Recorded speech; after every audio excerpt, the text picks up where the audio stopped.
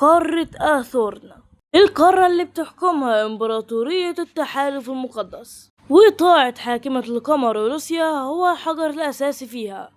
وممكن أقيم نظام جديد عبر القارة بتتشابك فيها الفنون السماوية والسحر لتجري فيها كل أرجائها.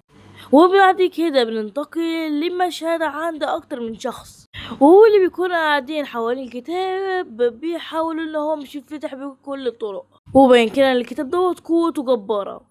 وبينتقل بعديها المشهد إلى الحاضر، بالذات كده في الغابة لما بيكون في خنزير بري قاعد وعمال يمشي ومستقنيص وشكله كده مش عارف اللي هو هيتذبح بعد سنتين. وقتها وهو ماشي بيدوس على فخ، وقتها بيصرخ حرفيا من الألم. وبعد وقتها ما بيثبت مكانه في طفل وقتها بيظهر، واللي بيقول كويس كده الفريسة وقعت في الفخ. أخيرا مسكتك يا عم الخنزير. والواد دوت اسمه ريتشارد وهو بطل حكايتنا.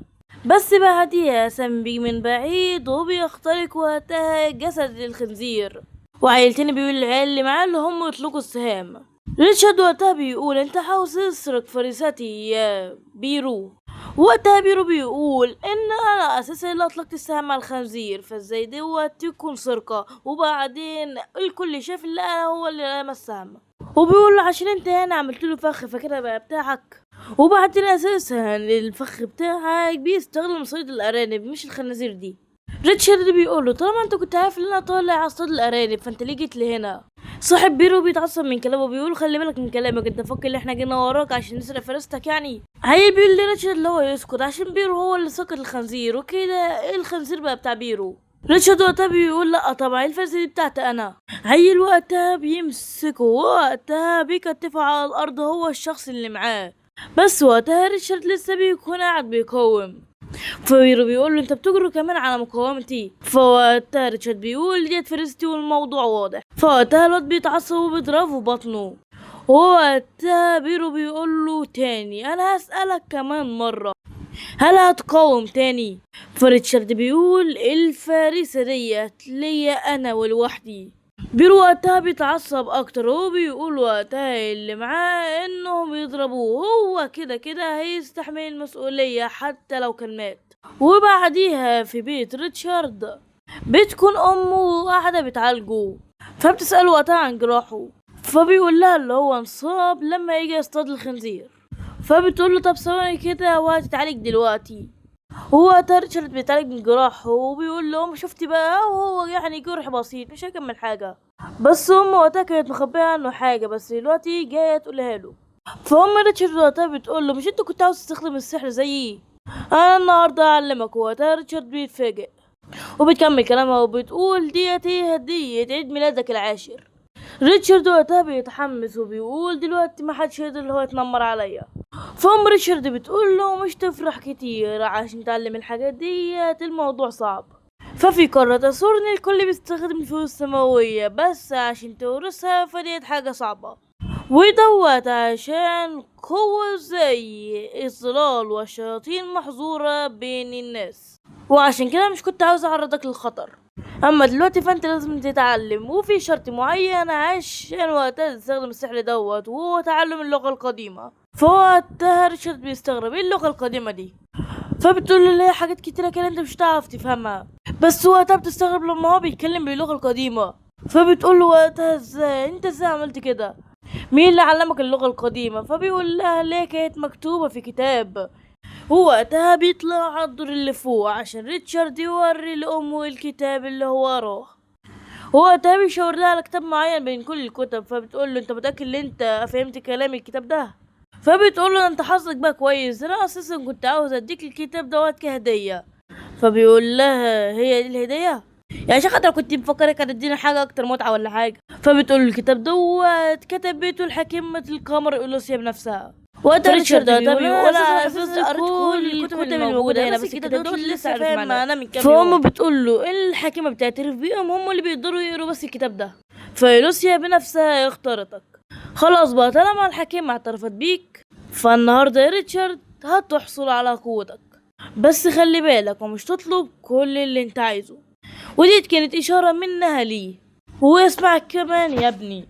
فانت هتواجه خيارين او 3، فاصغي الى الصوت الحاكمة واتبع ما يهمس به قلبك. وديت كانت آخر كلماتها ليه قبل ما هو ينتقل إلى المكان. واللي بيستغرب لما بينتقلوا بيقول هو أنا فين، بس بيسمع صوت بيقول له هل ترغب في القوة العظمى؟ فريتشارد وقتها بيقول ايه الصوت دوت؟ فوقتها الصوت بيكمل كلامه وبيقول له أنا مين؟ ديت حاجة مش مهمة، أنت ممكن تعتبرني النصف الآخر ليك. رموز القوة استيقظت، وقتها في أكتر من تمثال بيملوا وقتها المكان، واللي بيكونوا تقريبا حوالي 6 تماثيل. في وقتها ريتشارد بيقول هو دوت اللي ذكرته أمي، وكل اسم تمثال بيدل على قوته. يعني مثلا دوت النور، والتمثال دوت اسمه الشفاء، أما ده فاسمه العقاب، ودوت اسمه سلاح القمر الفضي، ودوت اسمه الحكم، واخر تمثال اسمه البصيرة. وقتها ريتشارد بيستغرب، فوقتها ريتشارد بيحتار عشان المفروض لهم كانوا يكونوا 2 أو 3، ودلوقتي لازم انه يختار واحد منهم. فانا عاوز اني اكون اقوى وكمان اكبر عشان ابقى راجل حقيقي واحمي امي. وبعدها بشوية بيفتكر امه لما بتقوله ان برضو الشخص القوي لازم انه يكون حكيم برضو. فوقتها ريتشارد بيقول انه فهم، ووقتها بيختار الحكمة، وبيقول انا عاوز الحكمة، عاوز الحكمة اللي هتخليني الراجل الحقيقي. فوقتها بيقولوا ان طلبك هيتنفذ. بناء على طلبك الحكمة فاحنا هنختار التمثال السابع، واللي هو الجانب المظلم من القمر. وبعدها الشخص بيكمل كلامه وبيقول له توازن العالم بيفرض ان كل حاجة وليها تمن، فالحاجة اللي هتدفعها مقابل تلك القوة. وقتها كل حاجة بتختفي، وريتشارد تاني بيرجع يعتبر لوعيه.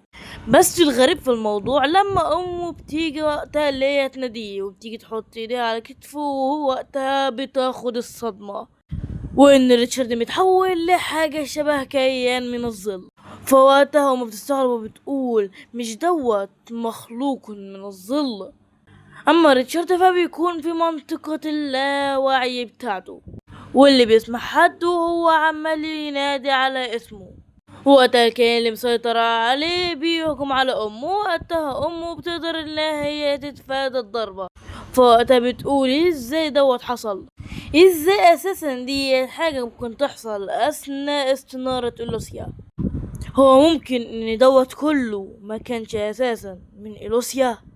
وقتها الأم بتقف على رجليها، ووقتها بتقرر هي تستخدم تقنية على ريتشارد، وبتنطلق وقتها بسرعة عليه وبتقول التقنية السماوية واللي هي التنبؤ، وبتقول وقتها تفعيل.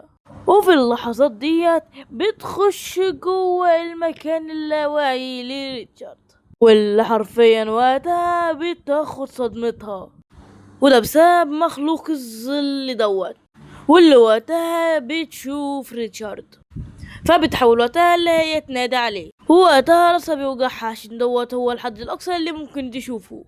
ووقتها جسم ريتشارد بيرجع لورا، بس احنا لسه مش عارفين اذا كان دوت هو فعل ريتشارد ولا مخلوق الظل تاني.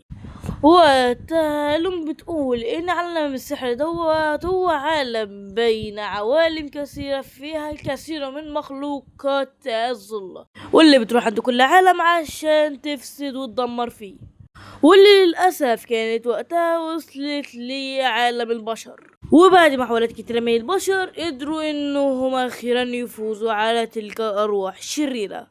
بس وبعد كل السنوات ديت فتاني الطاقة ديت جاية ترجع في جسم ريتشارد، وكده ريتشارد أصبح هدف لتلك الأرواح.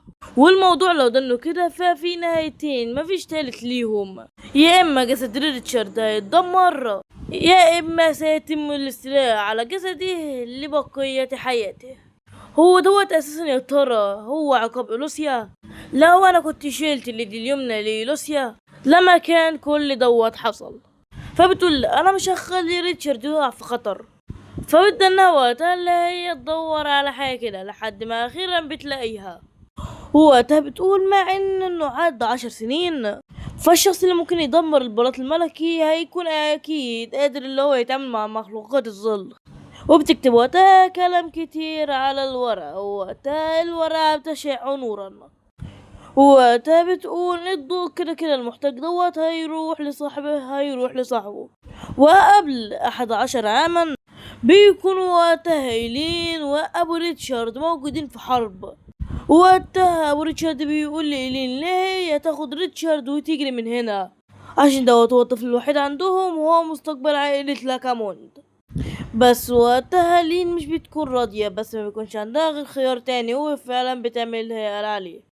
بنرجع تاني للحاضر. وقتها لين هي ام ريتشارد بتقول انا مش كنت متوقع ان ممكن حاجة شكل دي تحصل، بس انا بحاجة اليك. ووقتها المكان كله بيشع نورا وريتشارد بيفوق. ووقتها ريتشارد بيقول هو ايه اللي حصل، انا كل اللي فاكر ان انا شفت الكاميرا كامل بعديها. فوقتها ريتشارد بيستغرب وبيقول انت مين؟ فامه بتقول له ما تخافش دوت هو شكل امك الحقيقي. ووقتها ريتشارد بيقول لها على كل حاجه من اول طقطق لسلام عليكم، وبيقول لها كمان عن المكان الغريب اللي هو كان خشه، وبيقول لها كمان عن كرة الحكمة والحقيقة. وبتستغرب عشان كرة الحقيقة ديت عمرها ما سمعت عنها. فلما وقتها بتيجي تفتكر هي سمعت الجملة ديت فين قبل كده، فبتنصدم لما ريتشارد بيقول انا دلوقتي بمتلك قدرة ممكن اوضح على فهم هذا العالم، فانا حاسس ان جسدي بقى اقوى زائد مدى رؤيتي اصبح اوسع. فوقتها ام ريتشارد بتفتكر لما ابو ريتشارد قال ان مستقبل عائلة لاكاموند على رجل يحمل دم الشياطين. فوقتها ام ريتشارد بتقول لي خلاص ما تفكرش كتير، بس في حاجة انت لازم تعرفها عشان انت خلاص بقيت في 10 من عمرك. ريتشارد بيفتكرها هدية ولا حاجة، بس بتقول له يجي الوقت عشان اكلمك عن ابوك، فيا ترى انت عاوز تشوفه؟ الواد وقتها بيقول لها ان ابوه ميت، فازاي السنة يشوفه؟ فبتقول له انا اسفه ان انا خبيت عليك، بس ابوك مش مات. انا اسفه يا ريتشارد، بس بسبب الكتير من الحاجات اللي حدثت فمش كان عندنا خيار تاني. الشخص اللي ارسلت له المفروض له هيجي قريب. ريتشارد وقتها بيقول لها امي انت عاوزه تشوف ابويا؟ امه لسه بتتكلم، بس وقتها ريتشارد بيقول طالما انت عاوزه تشوفيه فانا كمان عاوز اشوفه. وقتها امه بتضحك ووقتها بتدمع وبتحضنه وبتقول له شكرا لك يا طفلي، وبتحضنه زي ما كانت متعوده اللي هي تحضن جوزها. وبتقول وقتها نفس الحاجه اللي حصلت مع خديين بالظبط، الوقت اللي توقع لي عشان احميك بدأ ينفذ. وعند المزرعه مسلمه بيكون حد العمال شغال في المزرعة، بس بياخد باله ان في حد جاي عليهم فبيسأل مين اللي جاي، بس وقتها بينصدم لما بيعرف ان اللي جاي هم الفرسان. فواحد وقتها بيسأل هم اصلا ليه يجوا القرية صغيرة شكل دي. وقتها احد الفرسان بيقول لاحد العمال انه هو يقوله، وقتها بيطلع السيف وبيقوله اين تسكن إيلين؟ واللي ما خدش باله يا جدعان هي ام ريتشارد. وكده بيخلص الفصلين اللي نازلين من حكاية ريتشارد. اديهم يعني فصل على السريع على بال ما نشوف يعني الحكايات التانية ديت. هي حكاية عموما نعملها على السريع، بس لو عاوزين نعملها قولولي في التعليقات. ويلا لو محدش لايكت فيلا حطوا وسايونارا.